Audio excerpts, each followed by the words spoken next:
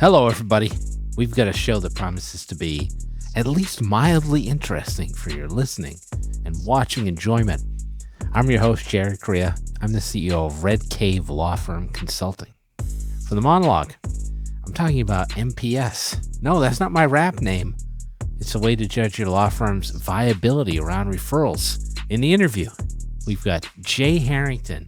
Jay's got a new job, so we're discussing the gig economy in legal and how to staff up. On the counter program, it's Jay and the Harringtons. But next, NPS?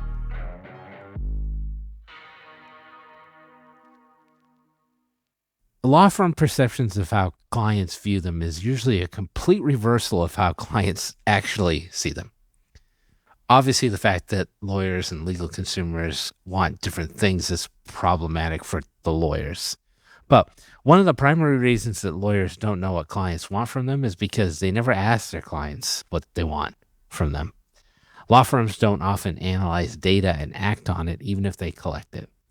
But law firms can change their entire marketing structure by asking one simple question of each of their clients.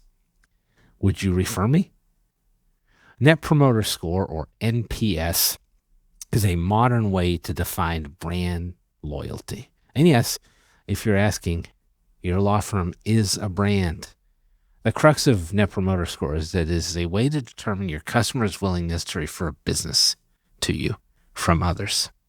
NPS is defined by the answer to a simple question. How likely would you be to refer us? Survey respondents need not provide a detailed analysis. They only need to offer up a number, respecting their willingness to make that referral from 1, not likely at all, to 10, highly likely. Within that scale, your clients can be defined as promoters, 9 to 10, passives, 7 to 8, and detractors, 1 to 6. The thrust of the argument is that if your clients are recommending you and only your most ardent fans are, if they're not doing that, they're actively hurting your chances of getting business by not saying anything at all, like the passives, or by actively bad-mouthing you, like the detractors. NPS underscores the point that as a law firm owner, you need to do everything you can to create as many raving fans of your business as possible, because everybody else is actively detracting from your referral marketplace. Knowing generally where your clients stand is important. For example, who's a promoter and who's a detractor?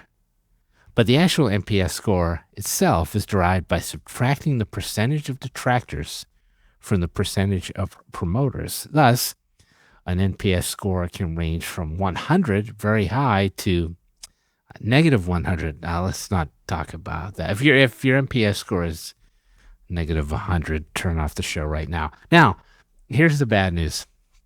According to a prior iteration of the Clio Legal Trends Report, an annual report that comes out from the big box case management provider, the average NPS score for law firms is 25. And that's equal to the NPS score for wireless carriers and airlines and some other bad businesses that you might not be friendly with. What that means is that your clients feel about you the same way they feel about Verizon. Sorry, Verizon. You kind of suck. In other words, they don't like you. To provide some color for that number, credit card providers are at 23, also not good. And the aforementioned airlines are at 26. That means that people like airlines better than attorneys. Streaming media services, by the way, are near the top of the spectrum with an NPS score of 41. Wouldn't you rather have your clients thinking about you in the same way they think about Netflix, rather than feeling about you the way they feel about Spirit Airlines if they survive the flight? Of course, answering that question in the affirmative starts with asking just the one question of your existing clients. And once you've acquired your current NPS score, you can work to build it up. Maybe you're trying to reach the average law firm score, or maybe you have a loftier goal. Let's hope you do. And maybe you'll set another industry score as your target. Having the data will allow you to act on it and to bring to bear a more consumer-centric marketing approach than your competitors might be using. And that represents an immense competitive advantage in an industry jammed with cookie-cutter law firms operating like it's still 1981. NPS is the first step in establishing your firm's likability. Now, what's not to like about Jay Harrington of Latitude Legal? Let's find out. He's up next, and we're talking about JOBs. Stay with us.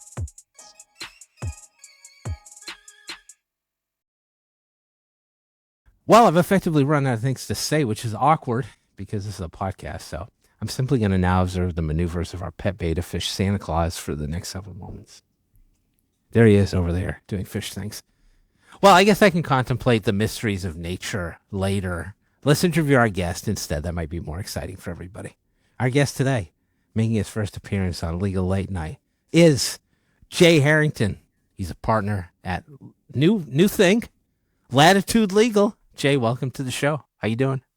Thanks, Jared. I'm doing really well. I know you're dealing with a bunch of snow out there, so hopefully your back's getting ready for the shoveling. Yeah, I'll be in traction later, so thank you for that. I want to do a little bit of a deep dive with you because we've talked before.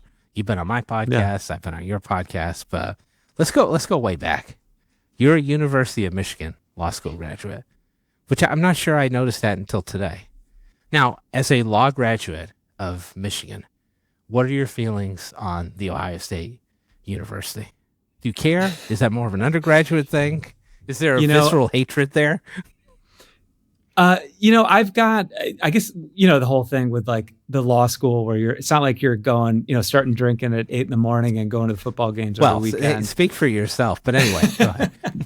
I studied hard, Jared.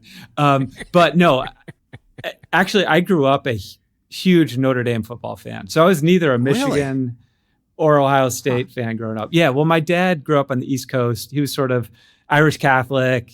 Everybody was a huge Notre Dame fan. And so we kind of, I kind of, by osmosis, developed a love for the Irish. And we used to go to a bunch of games. I was at the Catholics versus Convicts game against Miami back in the day, if you remember that one. I was at the 1993 Florida State Notre Dame game, Charlie Ward, when they were both 1-2. Yeah. So in any event, my dad was in the FBI, and he knew the chief of police of South Bend really well. So he would get us tickets for the field, and I would be on the field for many of those major games. So in any event, I don't like Ohio State. But I don't hate Ohio State, if that makes sense. So yeah, but I do. I like how you're like, I'm not a Michigan fan, but fuck them anyway. Yeah. Well, I've got enough Michigan like undergrad friends who kind of, went down to Columbus and had a rough time. I mean, the Ohio State fans who come up to Ann Arbor have a rough time too, but I don't think it's quite as bad as going down there. Are you so you were probably like Lou Holtz era Notre Dame? Yeah. Tony Rice, cool. Rocket Ismail, all those great teams. I didn't know your dad was in the FBI. That's amazing. I won't ask you any more questions about that. Okay. I'll talk so you go to law school, and then you come out and you work at big law. How is that? Yeah. Is that as terrible as people say it is, or is that overblown? Well, I mean, it kind of just depends. I wouldn't say it was horrible. Actually, I thought my first 5 years at Skadden in the rear view was an awesome experience. And at the start, it was horrible because I was supposed to be an M&A lawyer. I'd done the summer associate gig there. This was back in my summer was when summer associate gigs were still like super fun. It was all built around alcohol and, just partying. Yeah. They really blew it out for you, right? Yeah. It was awesome. And I was supposed to be a M&A lawyer. Didn't really know what that meant, but I chose that. It sounded cool. But then my start date was September 17th, 2001. So 9/11 happened. And I got the call, like, you're now a corporate bankruptcy lawyer. So I'm like, okay, I don't know what that is either. So I guess I guess I'll learn. And so, but it was crazy. I mean, it was so busy, so stressful, literally 80, when people say like 80-hour weeks, sometimes they're exaggerating. I mean, this was just consistently. And I didn't know what I was doing. I was in the deep end because everyone was that busy. And so it was about 3 months of just pure, like, if I got home to sleep, I couldn't because I was stressed out. And then it got a lot better. And what made it really, I think, a rewarding experience was I happened to the restructuring group there was awesome. So many great people, super talented. Everyone was, if you had an issue, they would help, they would pitch in, like they would give you guidance. So that, in retrospect, I always say to young, sort of law students when they ask, it's like, you can't always like optimize for this with your first job, but like always be thinking about like, it's not about the practice you're in, it's about the people you're practicing with. Because, unless you have some just passion for some practice area, which I don't know if many people do, like it's the people you're working with day to day that make all the difference. And I happen to have a really good group. Yeah. That's cool. I like how you couch that by saying, when I was there, it was fucking terrible. But looking back on it, I guess it was okay. Yeah. That's like the remembering self, it's like, you go on a really hard hike or something and your feet hurt and everything, but then you look back and you're like, that was pretty sweet. Yeah, it wasn't that bad. Okay. So you did that for 5 years, I think, right? I was at Skadden for 5 years. Yep. Right.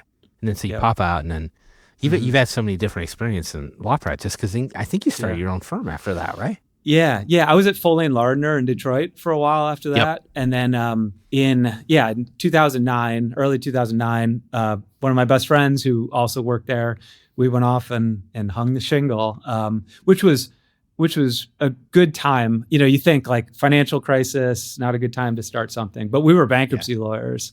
And so in Detroit, GM and Chrysler were on the cusp of filing for bankruptcy. And our calculus was the fact that, among all of the larger Detroit firms, almost everyone did some sort of work for Chrysler or GM, like products liability or environmental work or whatever the case might be. So there was a ton of conflicts. And so we benefited from a lot of that. So that was a cool experience. Small firm practice, harrowing in kind of a different way, right? Yeah. Because you got to handle all this stuff yourself. How was that adjustment for you? Yeah, it was challenging. We right from the start, because we were sort of betting that we would be busy. We hired before we even opened the door, like our first associate and a legal assistant. It wasn't a lot, but we took on a lease. We hired.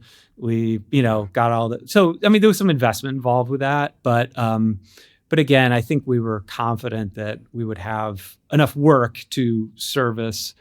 To manage the financial aspect of it. But yeah, everything was a learning curve. That was back in the day where you had to get like a phone system like hooked up on your wall to, or a physical server in your office. Physical phones and servers for the kids listening. Yeah. And you'd have an IT guy in your office like every 4 days, just trying to figure out like why something's not working. So yeah, it was a lot to manage. And then just, billing software. Everything. You learn like everything requires figuring out. But in retrospect, again, that's like difficult at the start. But then, although my partner, he would laugh about this. I don't know if he'll listen to it. But I had actually had a little bit of a gap doing something a little more entrepreneurial before we started that. He came right from Foley, and at least once a week, I'd get a call. He's like, my printer's not working again. And I'd walk down and I'd plug it in, or I'd turn it off, turn it on. So I could see like I had at least a little bit of head start on Dave. Dave, if you're listening. Dave, did you try to unplug it and plug it back in? Yeah, it's so funny that like I remember walking into offices back in the day and there's like the IT guy randomly sitting in a closet surrounded by like 100 wires. That's what it was like. Oh, yeah, it Wild was. times. It was crazy. Yep. Just pulling wires through the walls, and it was crazy. All right, so you did that for a little bit, and then you settled into probably what I'm guessing is your longest running gig, which is you had a consulting firm that you called Harrington. Yeah. You'll have to tell me how you came up with that name. And you've been doing that for about 2 decades. Like, what's that been like? Yeah. So that was an evolution. So there was a couple aspects of that business. Still serving the legal industry. So we had a marketing agency on one side. That was where my wife was sort of a creative director, and she really ran the show there. I mean, I contributed in some small ways, but if she's listening, she ran the show. But then we also did giving credit to everybody. We did another thing, which was primarily me, which was coaching, consulting, and training, which was all focused on business development. So we had the marketing agency that was doing the branding, website design development, and then coaching and consulting and training, which was primarily me. So that was that was, I guess, at least 12 or 13 years of that. And that was cool. I mean, it was easy in the set, not easy, but it was easy to integrate into that role because we were still serving the same industry that I always worked in. So I had relationships and had opportunities to develop business and could bug the lawyers I knew to talk to the chief marketing officer and get us like a gig or something like that. So, but it was fun. That was really, building off the law firm, an opportunity to just have kind of practice at entrepreneurship, like in a different domain. Yes. It's always interesting to me when people have done something for so long and you kind of begin to associate with them with that. And then when I saw that you moved to Latitude, that's like kind of a shock to me. I was like, whoa. Yeah. Because I had just presumed that you would keep consulting forever and ever. So you did that for a really long time. What makes you leave something like that after so much investment and then move to another thing? Yeah. No, it's good. I thought I'd be doing that as well for the rest of my career. I mean, I turned 50 in September, and happy birthday. That was like very that was like the plan. Yeah, thank you. But no, I mean, this opportunity kind of arose, and I didn't necessarily think I was going to do anything different. But I'm always open to talking and seeing and exploring new opportunities. So. You know Alex Sue, I imagine, from LinkedIn, and I don't know if you know Alex personally, but he went there. If we've ever spoken, but yeah. Okay. Yeah, great guy. He had gone to Latitude as their chief revenue officer, maybe 18 months before I ended up joining. So we had a conversation, and then I had the opportunity to talk with the CEO, visit Nashville, where Latitude is headquartered, talk to more people, and then really at that point thought, this is a cool company that's growing, great people, like check some of those boxes. And then I really dug in to understand the market that it's serving, and this market of what's typically called flexible legal talent, so contract, project-based engagement lawyers for in-house legal teams and law firms. It's really, seems like the market is really moving in the direction of like that becoming more of a big part of the talent stack. You've got naturally law firms and corporations are going to have a need for full-time, sort of fixed headcount professionals. But this notion of building in this elastic capacity or flexible capacity into a workforce to more nimbly adjust to the variability of demand, busyness, covering leaves of absence, and a lot of strategic, AI integration. There's just all kinds of different ways in which, we need someone who's got this particular skill set for 9 months. And, we don't want to add a full-time hire for this. Like, there's just more and more of that, I think, in this dynamic, changing legal industry. So that, that sort of, I guess, thesis around where the market's moving and an interesting new space that I haven't worked in yet, recruiting with a big dose of business development associated with it. Sounded like a really interesting role. Interesting. Okay, so I want to get back to that in a second, but like, how are you adjusting to the new role? Is it weird? Yeah. Is it strange to have a boss? Is it different to be back in corporate America? Yeah. It is different a little bit. Like, it's been 20, maybe not quite that, almost 20 years since I've been part of something that wasn't something that I started, right?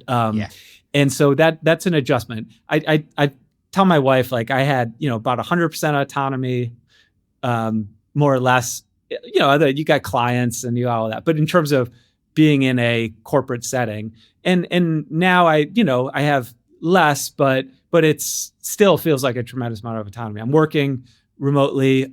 Latitude has a structure where I think partners like myself have a lot of autonomy to do things, and so it's been an adjustment on that side of things, but ultimately it's been great.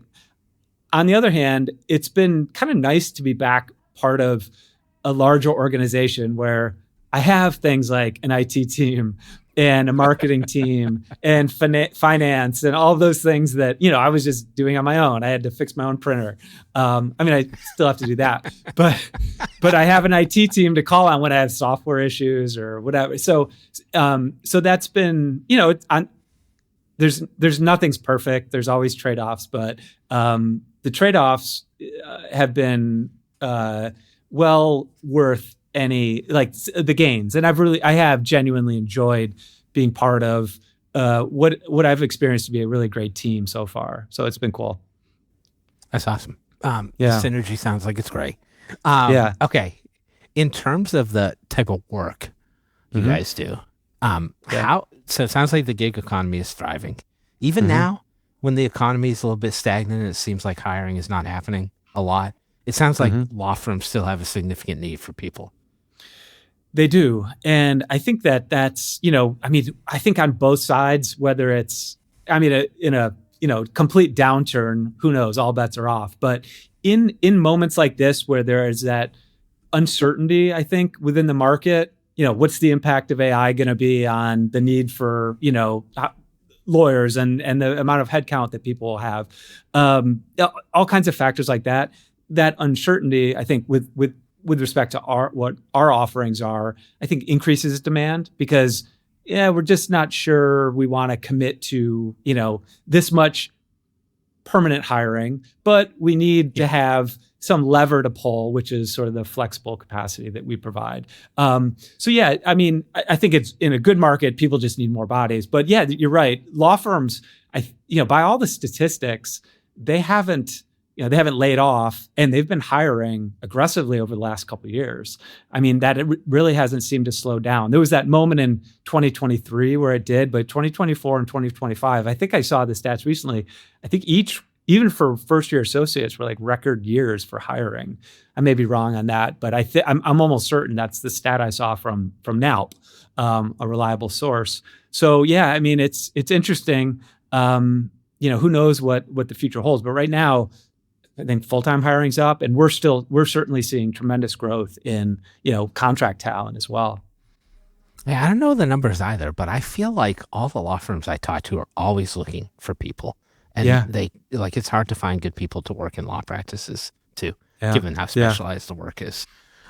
So it sounds like lawyers are, generally speaking, like pretty interested in flexible roles, whereas that was not always the case. I don't know I remember when I was in law school and coming out, like everybody was like, "Oh, you gotta be like a contract attorney and like sit in an office and grind out like discovery." That was like the last thing you wanted to do. It's a lot different now. Right?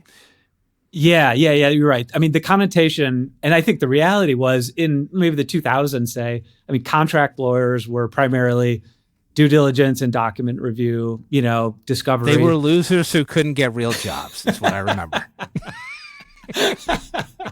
No comment. That's what you said. All right, go ahead. I said it. Yeah. Go. Yeah. but no, you're absolutely right. There are, I think both, this is a marketplace, right? And so you need the demand and you need the talent. You need to find that match. So now that you've got this great synergy between, we're identifying great attorney candidates who have this very specialized expertise, and the market is more open to and desirous of those types of attorneys. So the more roles like that there are, the more candidates we can go get, and the more candidates that we have that expertise, we can sell that to our clients. So it's this virtuous cycle. I think that marketplace dynamic has kicked in. But yeah, I'd say some significant majority of our candidates are, they have big law experience. They're graduating from top law schools. They have significant in-house experience, and in these, very specialized, many cases, specialized areas of expertise. And I think their motivations are different depending on the person. But some of the things we're seeing are like, all right, I'm using this as a bridge to figure out what the next phase of my career looks like, which is great because okay, I just want to work 20 hours a week. And I want to do a 3-month engagement, and I maybe roll off that and then take on another one and just have a little bit of a break, right, from the grind. In other cases, we have people who are still working a tremendous amount. They might be still working 60 hours a week on multiple engagements, but they're doing so in a way where then they take a month off and they recharge the batteries or whatever the case might be. This enables people to live where they want because a great majority of the roles we're filling are remote. And it allows people to do things like, I know of someone who is working on a book, which this, a 20 to 25 hour flex contract allows her to do. So there's a lot of different motivations and reasons, but I think all these factors and the prevalence of these roles have allowed lawyers to rethink okay, I want to stay in the game. I just need a little break, or I'm looking to the next phase, or even lawyers at the tail end of their career who, maybe they have to retire from the law firm, but they've got another 5 to 10 good years in them, and they're joining our platform, and we're finding roles for them. I don't know how you feel about this, but I like how modern employees, contractors, they're willing to stand up for what they want in terms of work-life balance. I remember, man, when I was looking for legal jobs, they were like, you can be working 80 hours a week, bro. And I was like, yes, sir. May I have another? I just need a paycheck. But now I think people are like, this is what I want. And they can sort of dictate terms in a way. I think that's great, frankly. Yeah, absolutely. I mean, good candidates who have, these specialized expertise that people are looking for, like a really strong litigator, especially ones that might be located in a jurisdiction where there's a lot of demand, like California. It's great. I mean, there's a lot of opportunity there. It really depends. But for the right person who's looking at this as they're almost like their own entrepreneurial endeavor, it can work because it's, not everyone wants to go out and start their own firm and deal with that. Our candidates are W-2 employees of Latitude, and they become eligible for our benefits packages and great benefits. So it allows them to be like, all right, I've got all that taken care of. I don't have to worry about tax withholding. I can craft a schedule I want and earn a good, this is not like, these small rates. I mean, once you figure out that you were working 2,600 hours in a law firm and you kind of, divide that by your salary or whatever the math is there. I didn't go to law school because I was good at math, but you get the idea. They're not making, they may be billing $1,200 an hour to the client, but that's not what they're making. You know what I mean? Yes, absolutely. Yeah. So if I'm a law firm and I'm like, hey, this gig thing sounds interesting to me, maybe I could surge people up and down. This kind of dovetails with what you did before, but how does a law firm prepare to be effective in onboarding a gig employee? What do they need to know and do? Yeah, no, that's a great question because that does. So, I mean, communication's key. I would say, well, let me start before that. I would say a couple things matter in terms of being able to attract the right candidate beyond just the pay rate, right? I mean, obviously compensation is important, but giving some certainty into the number of hours that someone will be able to use for a week, because some engagements are just on an as needed basis, and I think the ones where there's a struggle maybe is where, okay, I think I need someone, but then I'm not prepared myself to onboard this person and get them immediately in the mix of the work. If there's a lag and the remote working lawyer is like, I don't know, I'm just sitting here, I'm waiting for them to send me something, but I haven't gotten anything yet. That creates uncertainty, and it tends to maybe not lead to the optimal engagement. But if the law firm is organized getting someone on board into their systems as they need them, setting expectations, like getting clear on the candidate schedule and what their expectations are for them, and then being ready to give them meaningful work. Like that sets the groundwork for a good engagement, and then just steady communication moving forward. It's really, you see that where it's like, okay, we're going to start things, but then like sort of the billable work doesn't come right away. And then everyone, the candidate is wondering like, okay, is this ever going to happen? And then they might start looking elsewhere. So I think if you want the best candidates, it's like, give them certainty, maybe a guaranteed number of hours per week, be ready to go with interesting projects, even just projects that keep them busy, and communicate, have a smooth onboarding process with getting them set up in your system so they can record their time, access the documents they need to. Like all of these basic things really are the big things when it comes to like getting someone ready to join your firm. And some firms, many firms, especially smaller ones, and big ones too, they're oftentimes thinking in terms of, and should be, this might be someone who ultimately, if it works out on both sides, that this could be a good full-time hire at some point, right? Yeah.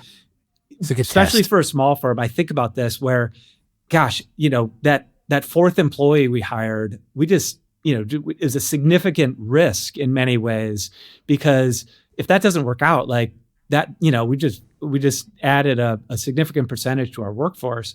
And I don't want to have to, 4 months from now, figure out because I couldn't discern from an interview and the resume that it wasn't going to be a good fit. And now I got to lay them off. And now it's like, okay, yeah, great. I can pay someone on contract for 3 months and actually see what it's like to work with them. And then if it makes sense, I might extend a full-time job offer if they seem to find that it would be a good fit too. Yeah. How many times does a firm hire somebody and they just don't work out, and you never tell from the resume. Like the resume looks legit. And that's happened so many times to firms I've worked with and in places I've worked before. Somebody's a freak, but you don't know that until they get into the space with you. It sounds like law firms are like pretty good with the tech stuff at this point, though. It sounds like it's not a huge barrier for them to give access to their systems or document sharing. You're shaking your head no, like that's not a problem. I think that's a good sign. Mm-hmm. Yeah, it is. I think in some cases, many firms, I think some of the bigger ones for certainly they'll ship a laptop fully loaded to someone. Some of the small firms are still having people use their own laptops, and which works just as well too. But yes, most everything's in the cloud. Yeah, the cloud, exactly. That changed everything for all of us, obviously working remotely. But it's that tends not to be like the major issue. That's good. Yeah, it's more good like signs. have the work ready for someone when they start. What a great world to be living in some cases. So last question I have for you is like, let's say I'm a firm and I want to engage a placement agency of some kind, and I'm looking at like all kinds of different options, including gig options. What do I do? Like, what am I going to be expected to provide in terms of information? Yeah. So, if someone was to go down this road and talk to someone like me, we would ask a number of questions. Okay, we explore. What are you really looking for? You may think it's like a particular a person with particular qualifications, but let's say this is an in-house role. They think maybe I need a lawyer, maybe you just need a paralegal, or maybe it's a legal ops person you need as opposed to a lawyer. Does this role really require a JD? In many cases, they do. Then it's okay. How do we make sure that you get the best candidate? And there, it's like working with someone to determine a budget, a length of time, any sort of clear expectations, or better yet, guarantees as to, yes, we're going to guarantee like a certain number of hours for a certain amount of time. These are all the factors that allow you to get a better pool of candidates interested in your job. A real clear job description. Okay, this is a commercial contracts role. Okay, what kind of contracts, right? Is this NDAs, MSAs, procurement, marketing related agreements? We want to get as much detail because we have more than 5,000 candidates in our pool alone, and we're constantly recruiting new people. So we have, someone for virtually every thing you're looking for. But the more detailed you can be with what you're looking for, the more dialed in we can be with our search and getting you the right slate of candidates that you need. So yeah, I mean, all these factors, and then we'll give them guidance on how to, again, things we just talked about, how to prepare to like onboard them effectively and that kind of thing. But it really starts with, what is the need? Let's get as clear as possible on that. What is the scope of the engagement, the length, the number of hours per week, the budget, and then from there, those are some of the major factors that you need to think through with us before things move forward. All right, if you're looking for somebody with a particular set of skills, talk to Jay in his new gig. Jay, that was great. Will you hang around for one last segment? Absolutely. All right, great. We'll be back with Jay Harrington in just a moment.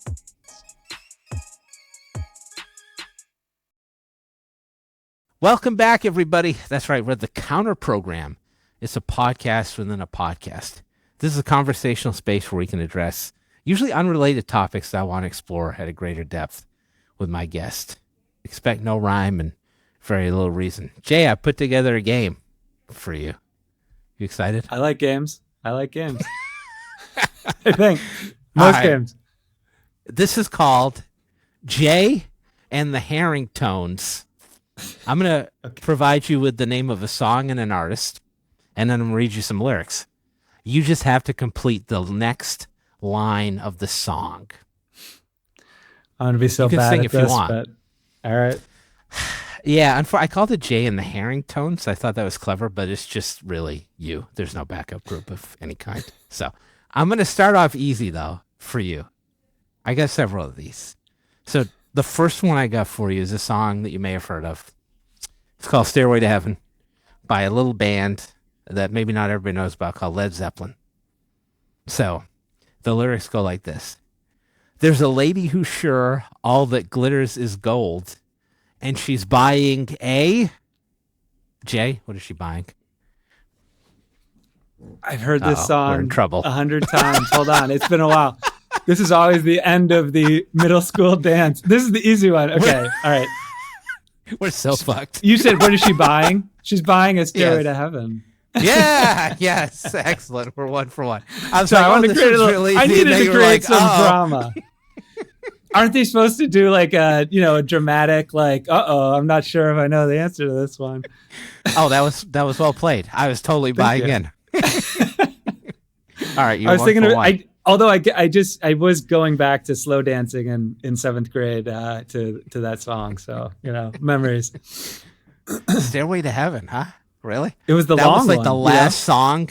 Yeah, it's like 7 minutes long, right? That was the last song at the middle school dance. That's so funny. Yeah. All right, we're gonna try different genres here. So now we're going with a little ditty called "Bitches Ain't Shit" by Dr. Dre. You familiar with that one? Yes. You are child of the 90s. Yeah, or a teenager of the 90s. I'm worried too, though man. Here. Yeah. Okay, here we go. To the store to get me a 4-0. That's a 40 for those who are uninitiated. Snoop Dogg paged.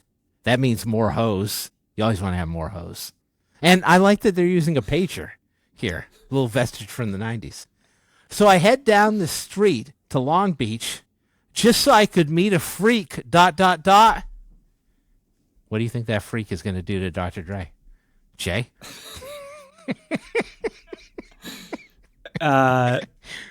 Ask him if he wants a cup of coffee. The other day, right? I don't know. No, I don't know. I've never heard this song. No. Ask him if he wants a cup I honestly of don't coffee. know. Really? To lick me from head to feet. Oh, okay. A little bit different from your standard like cup of coffee. Genuinely didn't. Yeah, genuinely did not know that one. Yeah, but that's like the I think that's like the remix when Dre's like paging Snoop and he's like, "Hey, could you pick me up some dunks on the way over?" I think that's on the Chronic. Yeah. Okay. I knew the Chronic better. Yeah, that was more. All right, we're 1 for 2, which is still pretty good. That's tough. Okay. All right. I think this one might be a little bit easier. We're going across the pond. I don't know if you remember the song. As a child of the 90s, you might. Name of the song is I'm Gonna Be 500 Miles by a band called the Proclaimers. Do you remember this one? I think so. Yeah, I think so. I feel like I need to hear the song, but I've got a song in mind. I just don't know if that's the same song that you're going to read me the lyrics of. Two Irish dudes with glasses. I think they were brothers. Maybe they were Scottish. I don't know. And they had this song like I would walk 500 miles. I would walk 500 Yes, more. that's the song. One Hit Wonders. Yes. Okay. Yep. Good. All right, here we go. Okay. When I go out, I'm gonna be the man who goes along with you. If I get drunk, well, I know I'm gonna be ... What's he gonna be, Jay? You can sing it along to yourself if you want.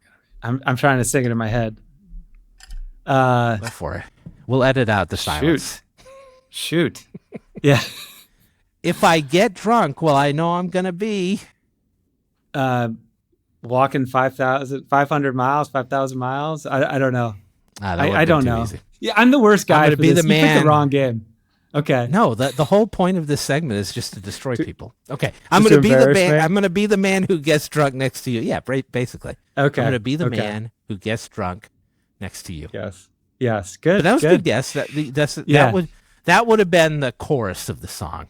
Yeah. And I'm too much of an asshole to just give you the chorus. Yeah, it's kind of, you're looking smug over there, looking at me. You got the answers right. You picked the songs. You got the answers. And like, I'm getting this smug look over here from Jared. That's the whole point. You can give me one if you want to. Think of the song. We'll do one for me at the end. Make it hard. Okay. Yeah. Okay. I don't know the lyrics. I don't know like the 3 lyrics. You think I can come up with the whole thing? I'm going to give you some time to think about it. Next one. Next one. Marvin Gaye. Okay. Marvin Gaye. What's going on? You remember this one? Yeah, I know this song. All right. I'm feeling good about this one. I think this is going to get you back on track. Okay. Father, we don't need to escalate. You see, war is not the answer, for only love can conquer hate. We've got to find a way, ... Got to find a way to do what? Oh, yeah. This is an easy one, except I don't. Okay. I know. This is killing me, man. I don't know. I feel like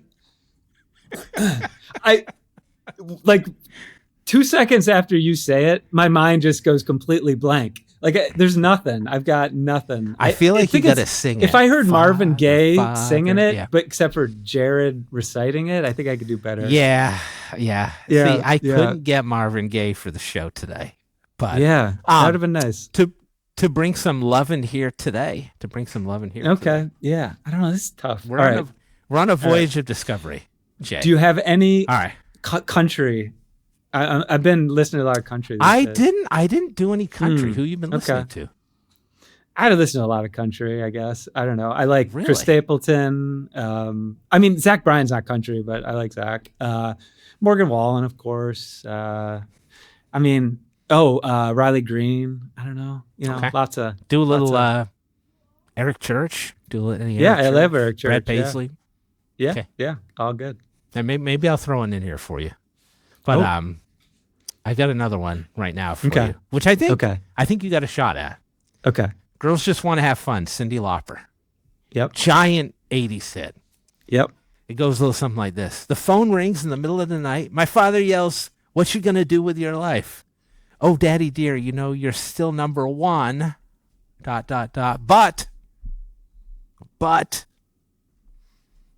But is I'm going after the word but. Is that right? Yes. Okay. Yes. But girls just gotta have fun. Yeah. Well, I'll give it to you. Just want to have fun. Close enough. Oh, close enough. All right. I gotta. All right. Okay. I mean, I'm back on the board. You're back in it. You're back in it. Okay. I can't wait to show this to my daughters because they are gonna just rip me. Do you think they would know this stuff like off the top they of wouldn't. Their head? Are they like music fans? They wouldn't, but they would think this is so ridiculous and embarrassing. That's what they say. That is so embarrassing. Oh yeah, my kids would say the same thing. They're like, "What is all this stupid shit you're listening to?" Yeah. Okay. I got 3 more for you, and then maybe we'll throw a country one on there. Okay. You like Herman's Hermits? I'm not familiar with that, whatever that is. Yeah. Really? Herman's Hermits? No. British invasion band from the 60s? No. All right, no knowledge. All right, you have no chance of getting this one. Let me move on. You said you have 2 daughters. 2 daughters? 3. 3? Okay. Yeah. I think you'll know this one. We're going to just move on. Okay. Pink Pony Club? Chappelle Roan? Yeah. You know that one? I know it. God, what have you done? You're a pink pony girl, and you dance at the club. Oh, mama, I'm just having fun on the stage in my heels. ... You know this one? In the Pink Pony Club. In my heels. Enough. Okay, what is it? It's where I belong. Down at the Pink Pony Club. Oh, okay. All right. It's where I belong. Yeah, no, I'm going to give that one to you. Thank you. Yeah. No, that one's good. I kind of like that I like song. Pink Pony Club. I think it's a good song. Yeah. You know, she went to Interlochen, which is a performing arts school like 20 miles from where I live in Traverse City, Michigan. So really? Yeah. That's interesting. Yeah. Look at this, man. See, you're getting comfortable in the segment. Yeah. I'm impressed. I'm adding some value. You are. Well, you always add value everywhere you go. Okay. Let's do one more on my original list, which, as a child of the 90s like myself, I think you will know off the top of your head. Let's see. Rob Van Winkle himself, also known as Vanilla Ice, with his gigantic hit, Ice Ice Baby. Goes a little something like this. All right, stop, collaborate, and listen. Ice is back with my brand new invention. Something grabs a hold of me tightly. ... What's the rest? I